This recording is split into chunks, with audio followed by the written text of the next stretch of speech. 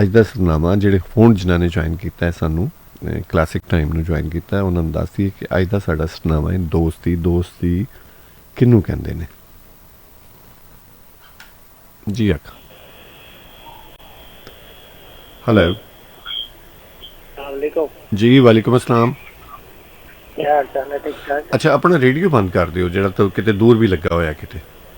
ਹਾਂਜੀ ਮੈਂ ਬੰਦ ਕਰਤਾ ਜੀ ਬਿਸਮਿਲ੍ਲਾ, ਹੁਣ ਗੱਲ ਕਰੋ ਵੈਸੇ ਠੀਕ ਜੀ। ਤੇ ਤੁਸੀਂ ਹੈਡ ਫ੍ਰੀ ਲਾ ਕੇ ਤੇ ਨਹੀਂ ਗੱਲ ਕਰ ਰਹੇ?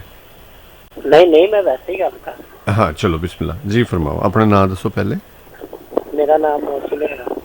ਮੌਸਮ। ਹਾਂਜੀ ਮੋਹਸਿਨ ਹੈ। ਅੱਛਾ, ਤੇ ਹੁਣ ਪੱਖੇ ਦੇ ਅੱਗੋਂ ਵੀ ਥੋੜਾ ਇੱਧਰ ਉੱਧਰ ਹੋ ਜਾਓ ਜ਼ਰਾ, ਥੋੜਾ ਜਿਹਾ। ਪੱਖੇ ਦੇ ਅੱਗੋਂ ਇੱਧਰ।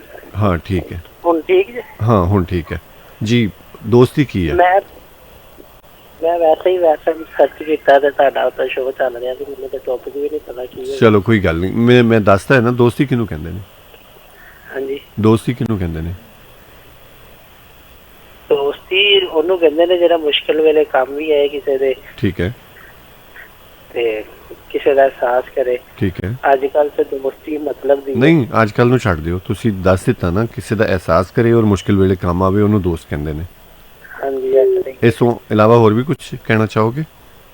ਨਹੀਂ ਬਸ ਇਹੀ ਕਹਿਣਾ ਚਾਹਾਂਗਾ। ਜਿਉਂਦੇ ਰਹੋ, ਜ਼ਿੰਦਾਬਾਦ। Okay okay.